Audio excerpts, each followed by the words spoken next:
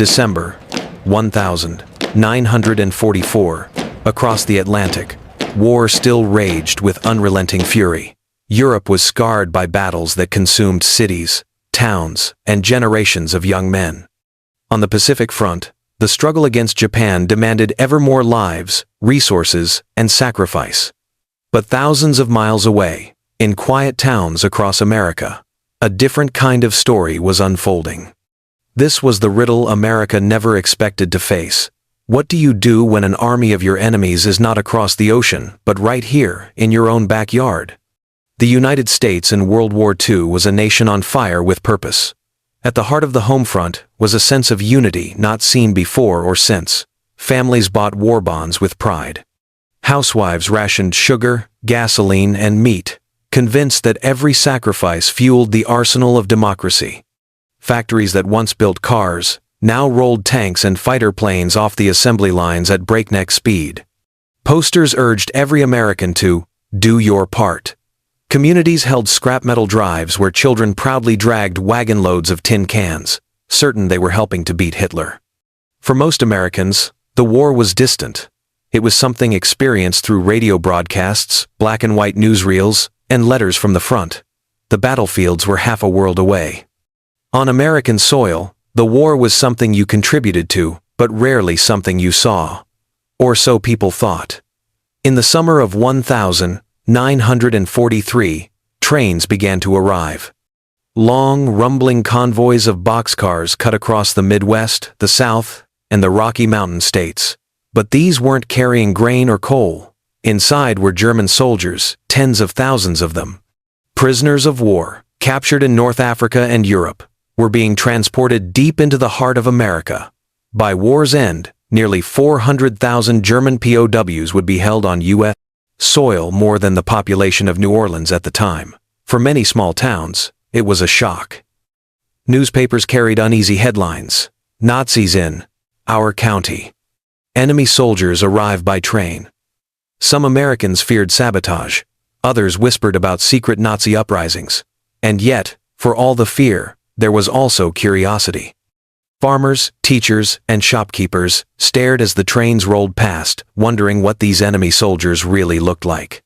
The silent invasion had begun not with bullets or bombs, but with the strange, unsettling presence of the enemy living among them. And so America faced a dilemma, unlike any in its history. Nearly 500,000 enemy soldiers were now being fed, housed, and guarded in camps stretching from Texas to Wisconsin. The question was unavoidable. What should the United States do with them? Treat them brutally, to satisfy revenge? Treat them harshly, to guarantee security? Or take a different path entirely? The answer America chose would shape not only the fate of these men, but the moral legacy of the nation itself. It was a gamble, a move that balanced strategy, ethics, and psychology. And it began with an unlikely weapon, a book of rules written years before the war had even started. That book was the Geneva Convention of 1929. It was not just a dusty piece of international law. It was, in effect, a rulebook for how nations should treat captured enemy soldiers. The treaty required fair food rations, access to medical care, protection from violence, and even the right to write letters home. It also recognized religion, mandating that prisoners be allowed to practice their faith. For America, this treaty was more than a legal document. It was a weapon, a tool that could protect American soldiers held in enemy hands. Because if the United States followed the rules, it could hold Nazi Germany accountable for doing the same. In this sense, every loaf of bread given to a German prisoner in Texas, every church service permitted inside a camp in Alabama, was part of a larger strategy, a shield for Americans captured on the battlefields of Europe. If you ask historians why America treated its prisoners better than most nations in history, their answer can be summed up in two words: mutual interest. The Roosevelt administration understood something vital. Every German POW in America was, in a way, a bargaining chip. Treat them with dignity, and perhaps American prisoners in German hands would receive the same. Abuse them, and the consequences could be catastrophic. Letters arriving in American households drove this point home. Mothers and fathers opened envelopes from Germany, written by their sons who had been captured in battle.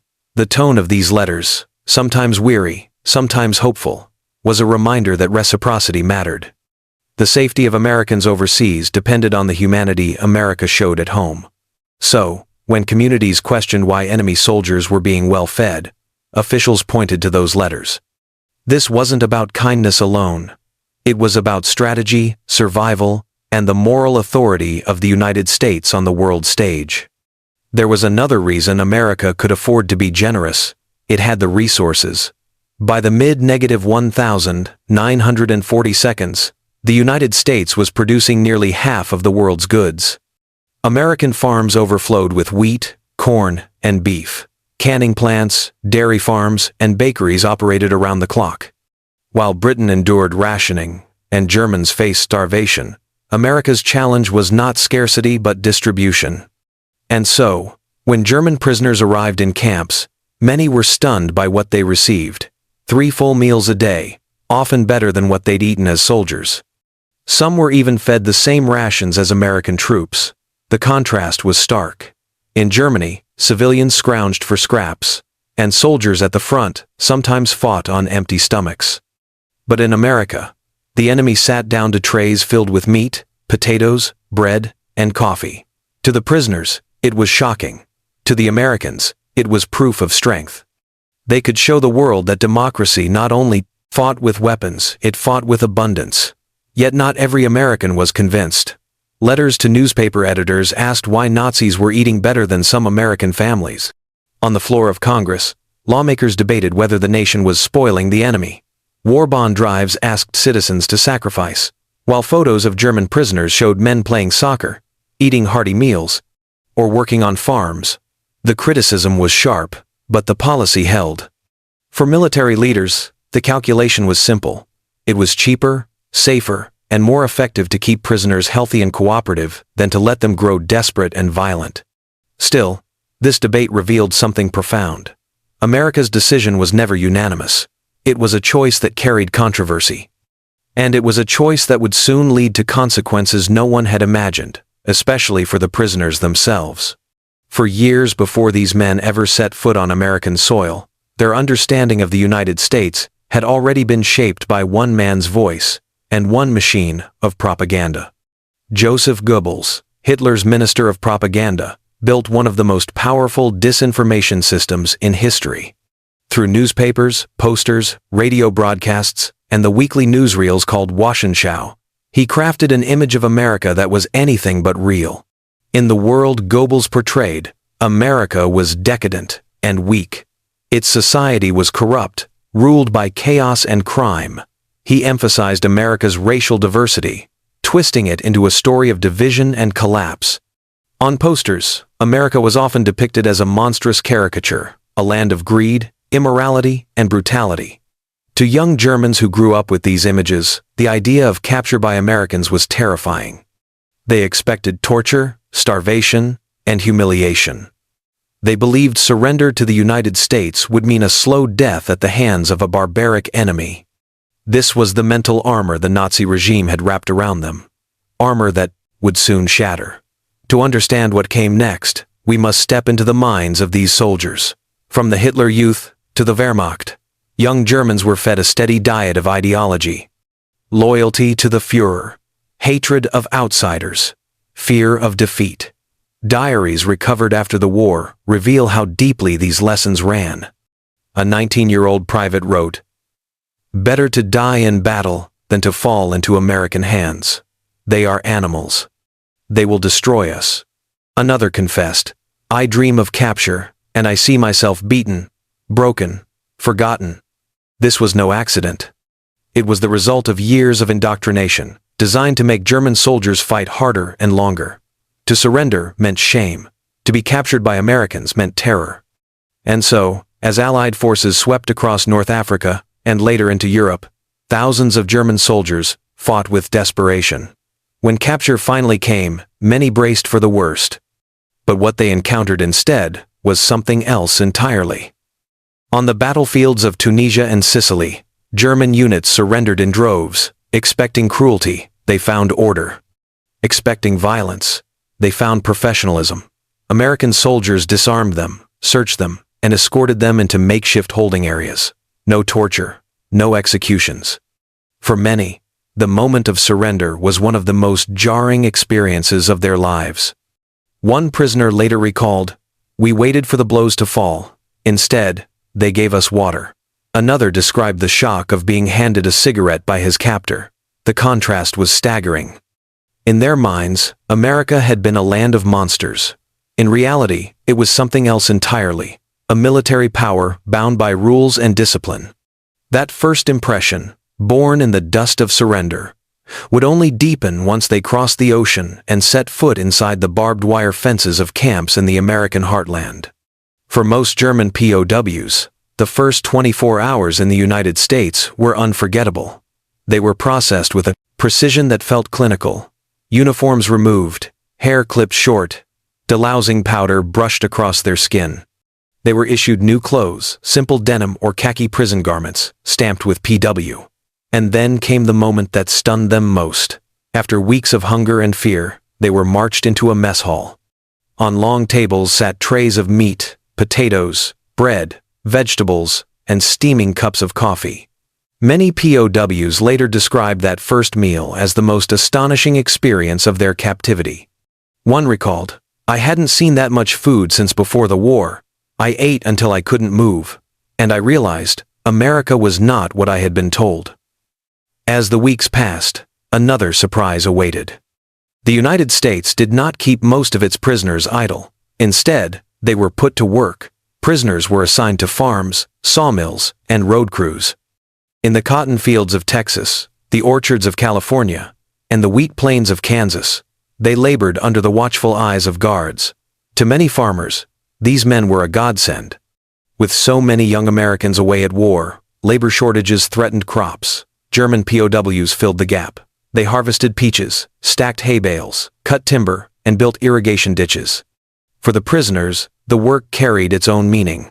After years of destruction, they found themselves building, growing, producing. Some described it as the first time they felt useful again. And for many Americans, the interactions were eye-opening. Farmers' children watched cautiously at first, but curiosity soon replaced fear. Stories of friendship, kindness, and even trust began to circulate. Life inside the camps wasn't only about labor. America offered something unexpected: education and recreation. Classrooms were set up where prisoners studied English, history, and even philosophy. Some camps hosted orchestras, theater groups, and soccer leagues. Prisoners built model villages, painted murals, and organized choirs. These weren't just distractions.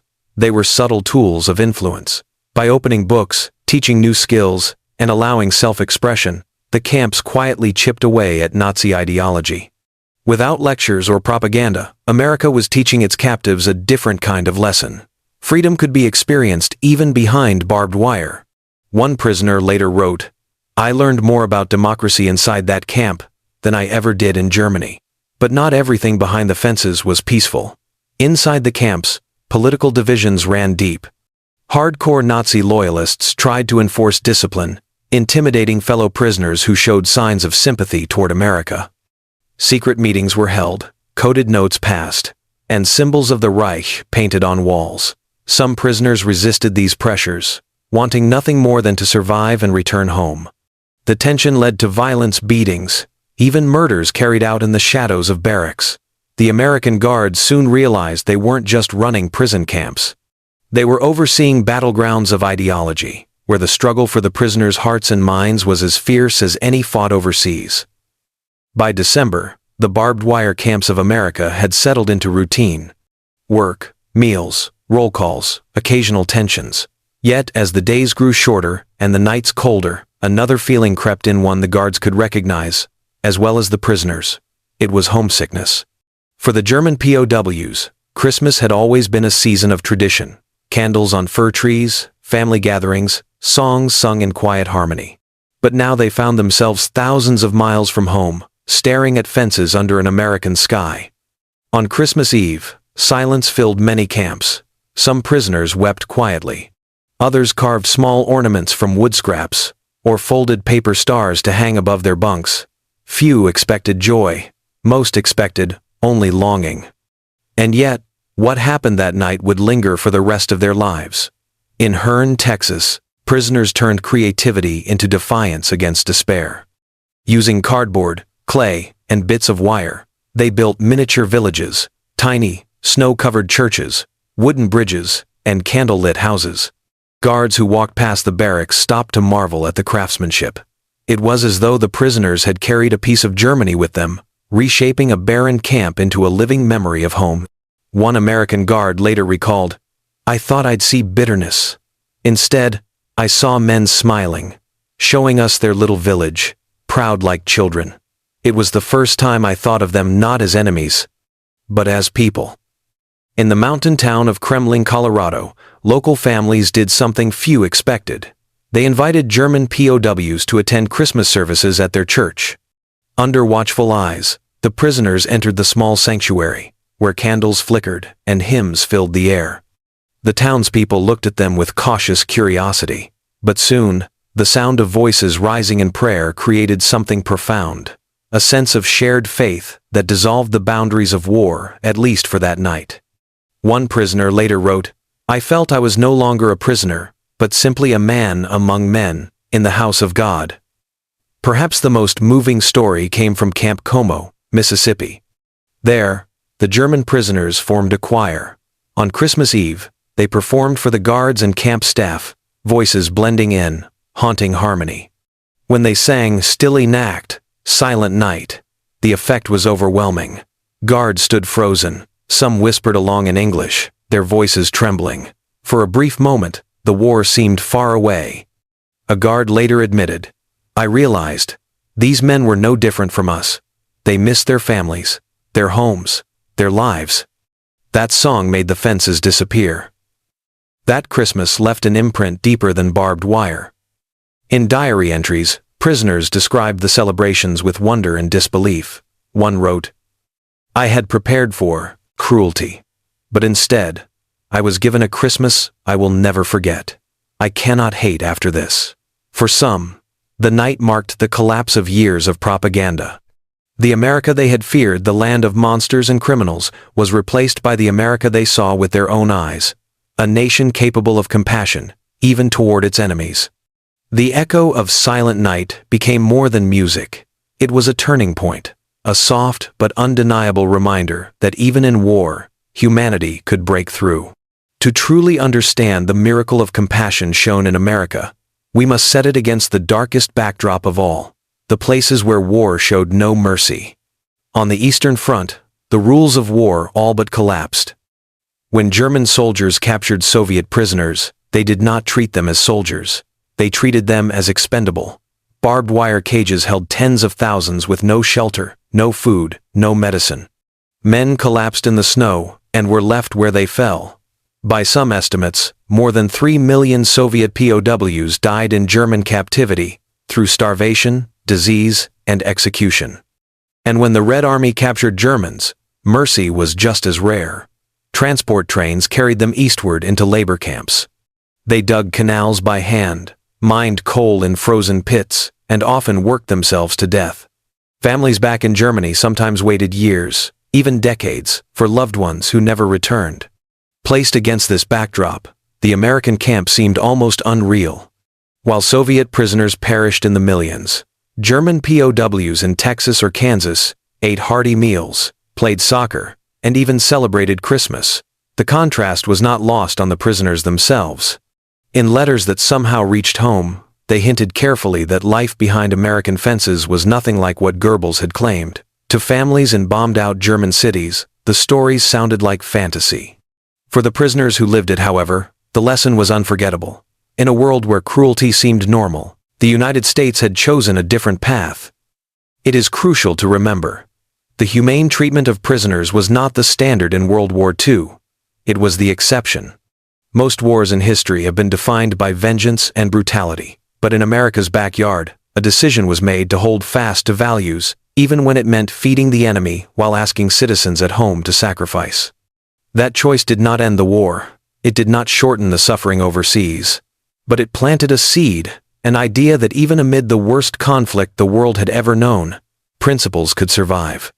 In 1945, as the guns of Europe fell silent and the war came to its bloody close, the question of the prisoners could no longer be delayed. It was time to send them home. Across the United States, the camps that had once held nearly 400,000 Germans began to empty. Prisoners were marched onto trains, then onto ships, their eyes lingering on the landscapes they had come to know, the farms where they had worked, the towns they had glimpsed through fences, the skies that had sheltered them. And then came the shock. Stepping back into Germany, many found a homeland unrecognizable, cities reduced to rubble, families scattered, food lines stretching for blocks. The prosperity of America was replaced by a wasteland. For men who had eaten well in captivity, the contrast was brutal. Letters described the disbelief. In America, I was a prisoner, but never hungry. Here, I am free and starving. And yet, something remarkable happened. Many of these former prisoners carried with them not only memories of food and safety, but also impressions of a different way of life. They had seen democracy in action. They had witnessed fairness from their captors. They had celebrated Christmas under the same stars as their guards. In the years that followed, some returned to the United States not as prisoners, but as visitors, students, even immigrants. A few wrote books about their experiences, describing how America had changed them. Others joined organizations that promoted friendship between former enemies. Historians sometimes call them informal ambassadors. Without being asked, they carried stories of American decency back into the heart of a defeated nation. In doing so, they softened the edges of hatred and helped lay the groundwork for a new alliance in the decades to come. The story of German POWs in America is not just about camps, barbed wire, and war. It is about identity, about what a nation chooses to be when tested. The United States could have chosen cruelty, it could have chosen vengeance. Instead, it chose to uphold rules, to demonstrate strength through abundance, and to let compassion play a role in strategy. That decision did not erase the horrors of World War II. It did not undo the suffering in Europe, or the atrocities committed under the Nazi banner, but it revealed something enduring, that values, even in times of war, can shape history. As one historian put it, the way America treated its prisoners said as much about America as the way it fought its battles. And perhaps that is why, decades later, former enemies would stand on American soil once more, not behind fences, but as friends. The Christmas truce that unfolded in the camps was not a treaty signed by generals, nor a headline in the papers. It was a series of small acts, songs sung, meals shared, kindness shown. And yet, it was powerful. Powerful enough to echo across decades, powerful enough to change lives, powerful enough to remind us that even in the darkest chapters of history, humanity can break through. This is the legacy of the greatest generation, not only that they won the war, but that in their victory, they defended something far greater, the values that define America.